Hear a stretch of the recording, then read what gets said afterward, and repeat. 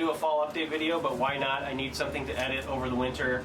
I think the only other footage I haven't edited and chopped up is a video on redwoods, both Dawn redwood and coastal redwood pruning from this summer, but I digress. I was out in my yard. It's a beautiful day, 70 degrees here in Michigan in mid-November almost, which is crazy for us. We normally are about 50 or 45 as a high.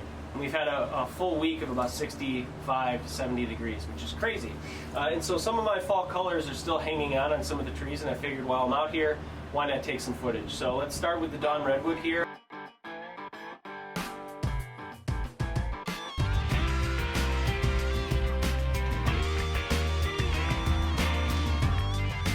The trees are growing well. I think I've pruned them once or twice. It's been in this pot now. This was its second year with me. So next year will be year 3. So I know it needs a repot. This isn't going to be the final form for this forest, okay? It's 5 trees. If you look at it closely, they're all evenly separated. And you never see that in a forest, right? I also want to work with a little bit bigger number when it comes to a forest than just 5 trees, but these are great. There's a couple of different sizes. This is the thickest over here down to the skinniest over here on the left. So that's certainly a good thing. You want to have varied sized trees in a forest. But I'll be combining these with some cuttings that I think I've shown you in the past that have grown really well this year, and that I'll be putting into a forest planting of some kind. It's quite beautiful right now. It's just barely hanging on to all these fronds coming off of it. You can see even as I touch it, they're starting to fall down. So it's very much at the end of its fall color. But anyway, beautiful forest. Highly recommend the species. This is a fun one.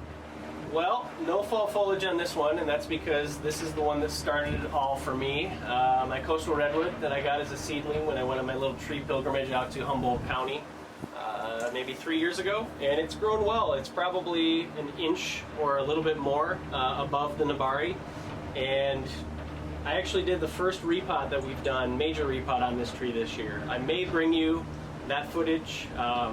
It's crazy how many roots this thing had in a 5-gallon pot. We've moved it down to a 3-gallon pot, and I did this massive chop back, and you can tell where I took out the apex, right? It was probably 4 feet tall. I've got new shoots growing up, and it's new fresh foliage. I have plenty of time to harden off before I put it back in winter storage, which is 55 degrees with a grow light, basically.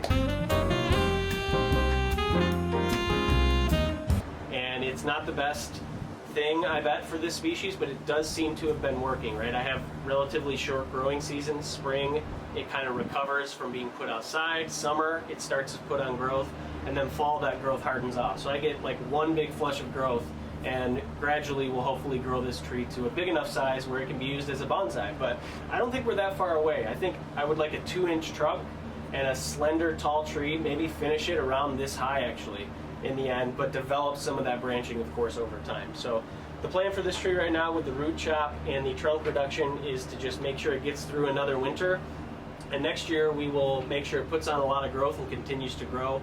I think we'll keep it in this pot for at least another year, maybe 2, and then by that point we might be looking at chopping it back with the intent of starting to style it into a bonsai tree. So I wanted to give you an update on the coastal redwood because it is a special tree to me.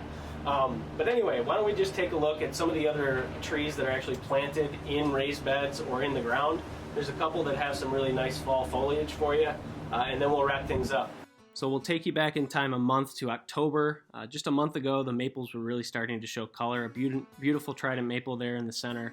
Bald cypress that we scroll past here aren't really showing up yet. You see an American elm with some yellowing, and then here the larch that are just starting to get yellow into the core towards the trunk, and that will eventually spread over the next weeks. And by the way, this music provided today by Source, a buddy from Bonsai Nut. Check him out, his website's there. He also makes some fantastic bonsai pots. As we take a look at the maples, again, in October, green down to red, even on the same tree. This is another species of trident maple that I have. And then the one that was really showing off here with the pinks, the oranges, and yellows. You love to see it. If we fast forward a month now into November, you see that wow, there's a big difference in color, including this big American larch that I've been growing in my raised bed. This baby was planted when it was just pencil thickness 2 years ago. So 2 full growing seasons, and as we come in tighter here, more beautiful colors. We see that it's thicker than that golf ball, so it's about 2 inches thick above the Nebari. It is planted up quite high and planted in a grow box to encourage root development down below the soil. to thicken up, and it's about 10 feet tall. Beautiful colors in the garden. You see the big Dawn redwood planted in the center of the garden there, and then here is a massive, for only 2 growing seasons, massive trident maple. It's over 10 feet tall. It's planted on top of a tile.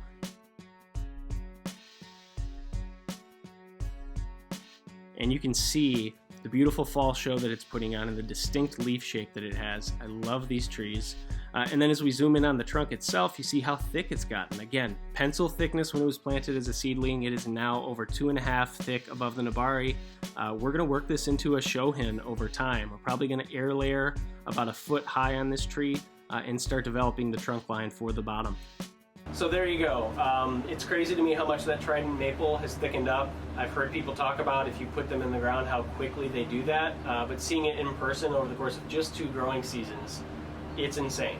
Very impressive. So we're going to take that one out of the ground and work it, roots, reduction next year, and then we've got probably 5 to 10 other trees that have been growing in the ground, including that really big tall larch that we need to at least work the roots on. Maybe putting it back in the ground after that, but potentially moving up to a point where we feel like it's thick enough to start crafting it into a bonsai, and that would mean putting it in an Anderson flat or some large training container. So hope you enjoyed.